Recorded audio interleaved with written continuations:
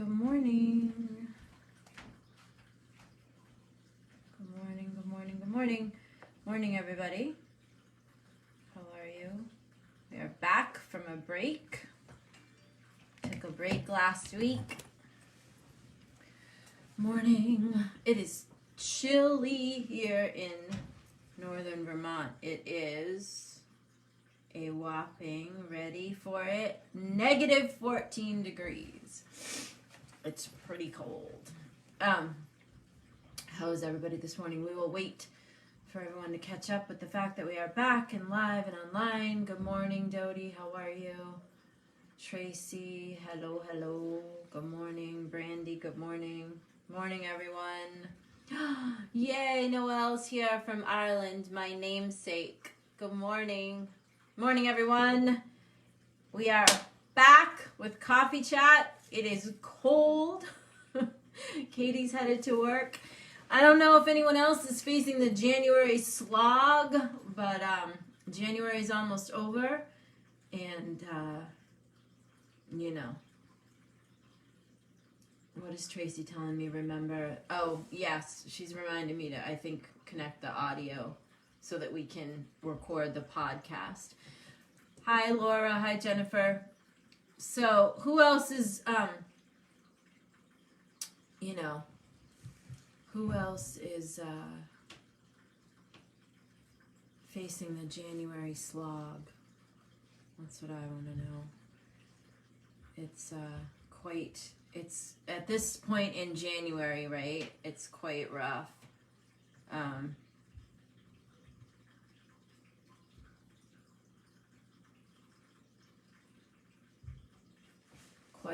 Quite rough. All right. Good morning, Dolly. Good morning, Mary. Good morning, everyone. Hello, hello. Good morning, everybody. Yes, Jennifer says she's swimming in the January slog. Okay. So, I was trying to think of a topic for this morning, and I came across this post from Daniel Pink. Let's see if I can find it. And he's working on a new book. I don't know if you know his work. He's an author. So he's doing a book, and it's called The Power of Regret. And he says he collected 16,000 regrets from people in 105 countries. One of the most common regrets people have is inaction, especially not taking a chance.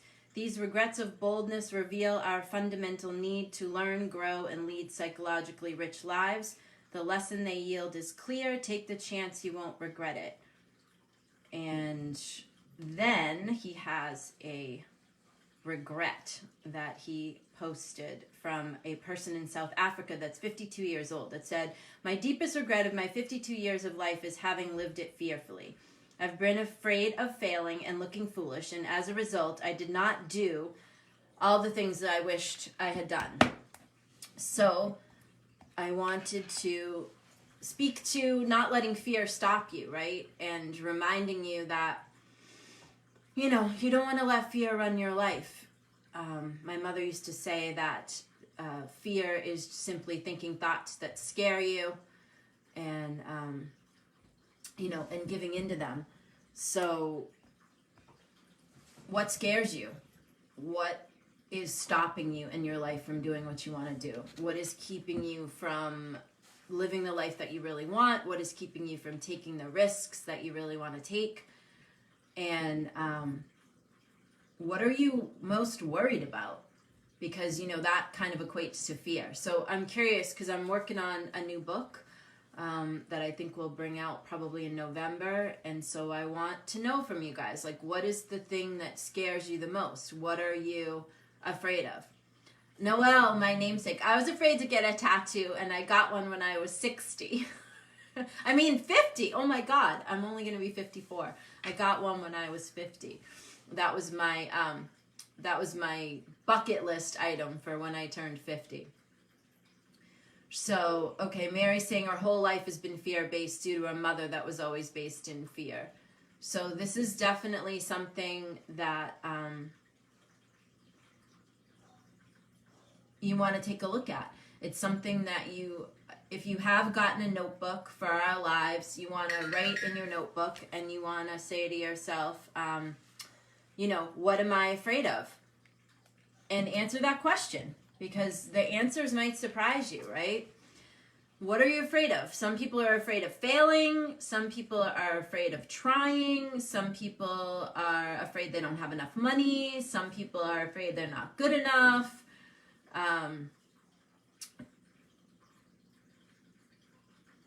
What scares you? What are you afraid of? What is stopping you? Because my guess is that what's stopping you in your life from having the life that you really want is something that scares you. Mary's saying the fear of not being good enough. So it might be, fear that you're not smart enough, that you're not good enough, that you're not sharp enough, that you won't be able to do it. Fear of failure, I think, is a big one. Fear of not having enough money. So that's my question to you for today. Given that Daniel Pink's new book, and this isn't, I just happened to come across this on Facebook. I ordered the new book because I like his writing. I thought it was interesting that he did this research on regrets, and I did think it was interesting that the biggest regret, of that particular person at 50-something years old was that he wasn't good enough. Alex is saying his is fear, or her fear to do things alone. I'm seeing not being good enough, failure, lack of funds for a big goal.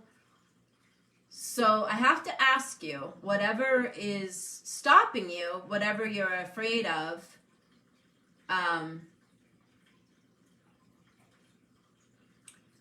when you get to the end of your life, whenever that is, and you look back, words, what would be your biggest regret? And is that enough of a reason not to do it, whatever it is? Is you being afraid of taking the next step, or jumping off the cliff, or starting your own business, or doing the thing? Good morning, Lynn Marie. Is you being afraid of not having enough money, or that you're not good enough, or whatever it is that you're afraid of? You being afraid of that, is that a good enough reason to not do it? And when you get to the end of your life, whenever that is, and somebody asks you, what do you regret? Wouldn't you rather say nothing? I mean, wouldn't you rather say, I don't have any regrets? Wouldn't you rather say that you jumped in with both hands and feet and you lived your life full out and you took every chance that you wanted to take? Now, I realize, however old you are, there might be things in the past that you didn't do, and you're just going to have to be okay with that, right? There are some things that I didn't do, and I've learned over the last little while that I just had to be okay with that I had to be okay with that it didn't happen, and I had to be okay with that I didn't do it. Tracy says she's afraid to travel alone to somewhere she's never been. So that's my question to you for this week. That's a question that I want you to live in. It's actually two questions. It's what is the fear that is stopping me? And then, is that enough of a reason not to do whatever it is that I really want to do?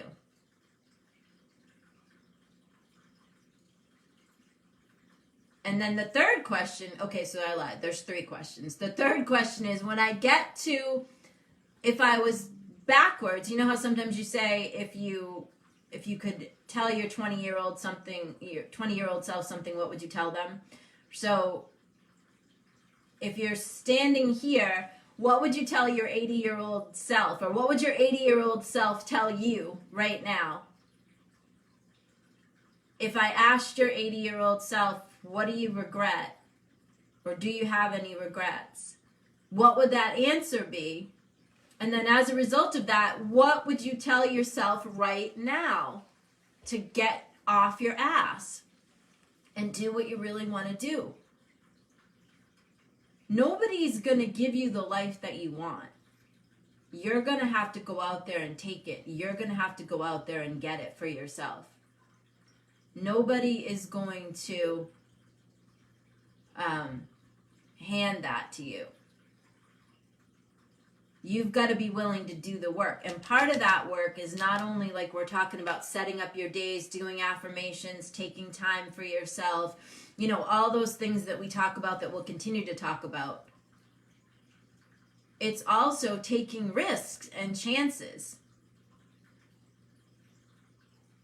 You will regret the things that you didn't take the chance on, because you'll never know.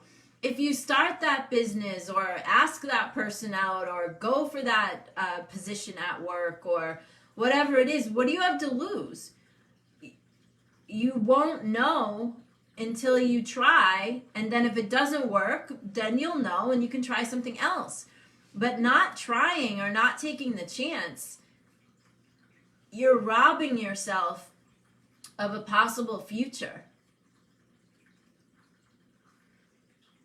And I think it's really a poignant question to ask at this time, especially when life has changed so much, you know, in the world. Laura says she fears taking a chance. A lot of people fear taking a chance. That's really my thing for you this morning, is what is stopping you from having the life that you want? What are you afraid of? If you want a new job, or you want to lose weight, or you want to, I mean, you could give me a million excuses, and I promise you that all those excuses probably boil down to that you're afraid you're not worthy, or you've got some secret, you know, feeling of unworthiness, or you have some secret fear that you're not just conquering.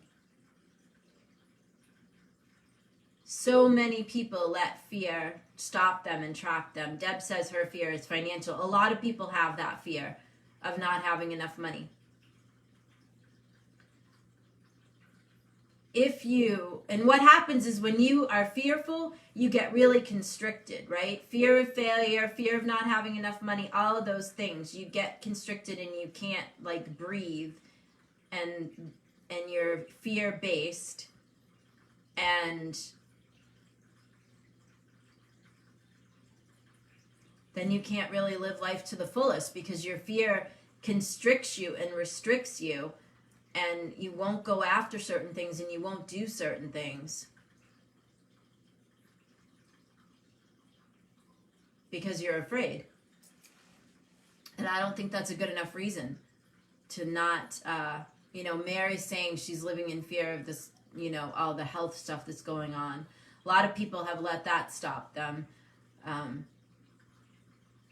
You've got to be willing to conquer your fears. You've got to be willing to get outside of yourself and go jump in with both feet and see what happens. So that's really my message to you this morning is short, because that's a big deal to start really looking at what are you afraid of and what is it stopping you from doing. Because you can't go past a fear or conquer a fear until you know what it is. And I promise you that whatever's in your way, it's still in your way because you haven't been able to put a name to it. So you have to be able to put a name to it. So this week, get that notebook, write down what am I afraid of, and then write down the question, what is it stopping me from doing? What is my fear stopping me from doing? And then we'll pick up with that next week when we reconvene. So really think about that. What are you afraid of? And what is it stopping you from doing? Powerful question to ask yourself. As always, you can find out everything you need to know about us at revealingleaders.com. And I will see you guys next Saturday morning. We'll say goodbye to our podcast folks. Short and sweet this morning, kids, because there's really nothing else to say. I really want you to think about that. I really want you to think about what are you afraid of and what is it stopping you from, and what will you end up regretting because of that, and what can you do about it right now so that it doesn't happen. All right, we'll see you next week.